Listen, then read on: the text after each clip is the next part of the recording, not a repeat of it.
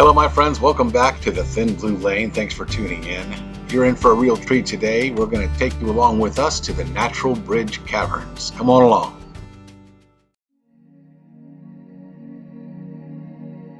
From Wikipedia, the Natural Bridge Caverns are the largest known commercial caverns in the U.S. state of Texas.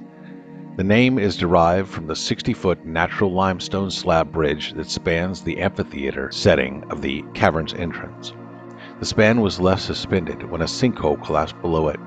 The caverns are located near the city of San Antonio, Texas, Texas Hill Country, next to the Natural Bridge Wildlife Ranch, a drive-through wildlife safari park. The caverns feature several unique speleothems and other geological formations. The temperature inside the cave is 21 degrees Celsius, 70 degrees Fahrenheit, year-round, and the humidity rate is a constant 99%.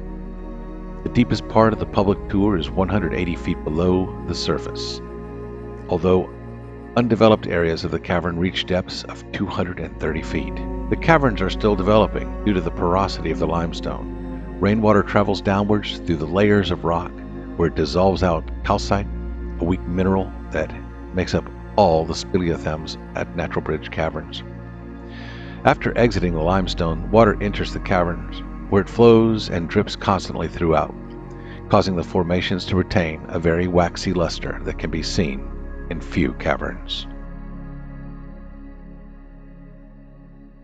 When they came out of that crawlway, there were obviously no lights down here. And it was in the 60s. They didn't have bright, fancy LED flashlights like the one I have now. They were using what we call carbide lamps. If you've never seen a carbide lamp before, imagine walking around this cave in total darkness with a cigarette lighter and a magnifying glass. That's about what the lights that they had. When they shined the little light sources they had on all these formations, they thought it looked a lot like what they had envisioned the underworld to look like. So they named it after the Roman god of the underworld, Pluto, and anteroom is just a big fancy word for small room or a big room. Meaning this is one of the smaller rooms we will be in on tour.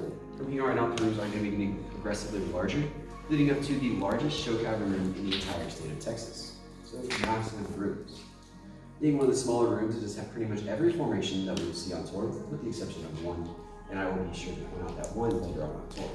Look at this place. It's very steep. We're descending one step at a time, deeper and deeper into the cavern.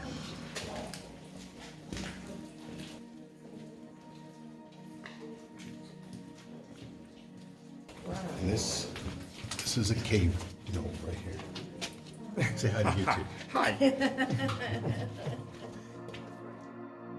The Natural Bridge Caverns in San Antonio were discovered on March 27, 1960, by students Orion Knox Jr., Preston Nodell Jr., Al Brandt, and Joe Cantu from St. Mary's University in nearby San Antonio.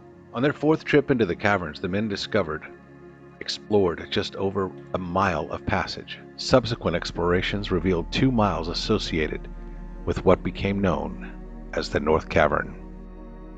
The lowest point we'll see is actually right over here, at 211 feet below the Natural Bridge. But right now we are standing in a room known as Sherwood Forest.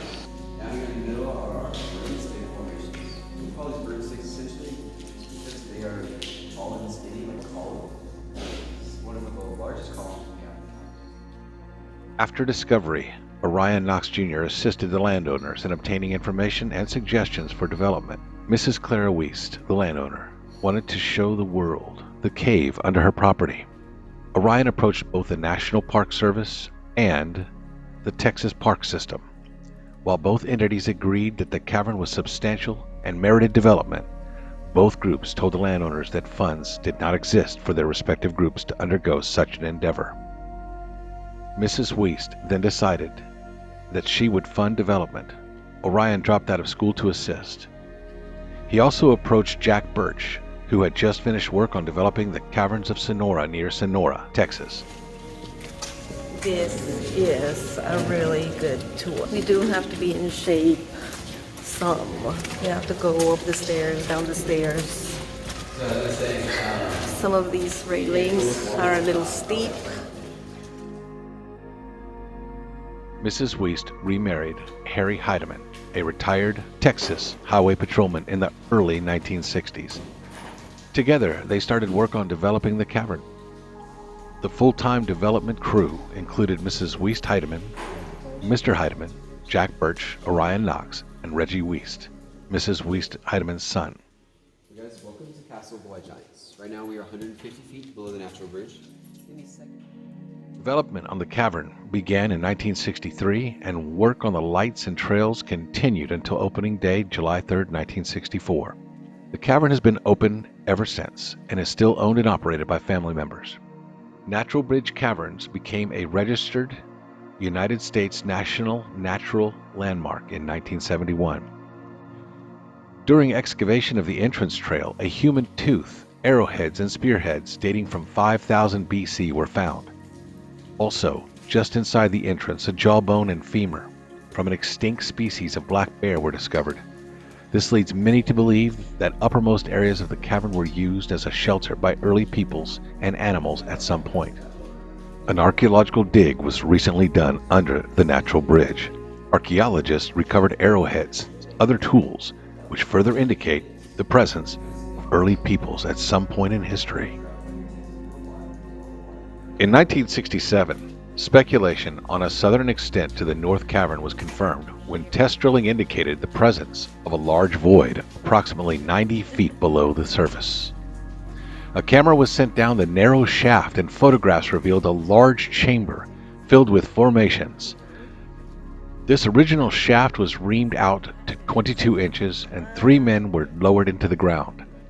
They discovered a large breakdown chamber and numerous formations. The first 3 men to enter this room were Jack Birch, Reggie Wiest, and Miles Kirkendall. By combining the first 2 letters of each man's name, they arrived at Jeremy, and thus the newly discovered room was called the Jeremy Room. We're still climbing. Further investigation near the bottom of the Jeremy Room revealed a strong likelihood that another passage existed beyond a pile of rocks and boulders. What do you have to say about these caves? It's amazing and breathtaking, literally, because I'm out of breath. In 1968, the drillers were once again brought out to the property and another exploratory shaft was sunk into the ground.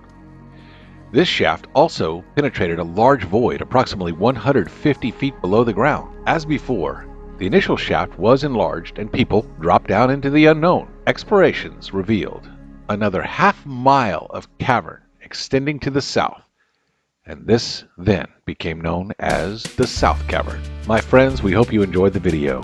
Please share, like, and subscribe.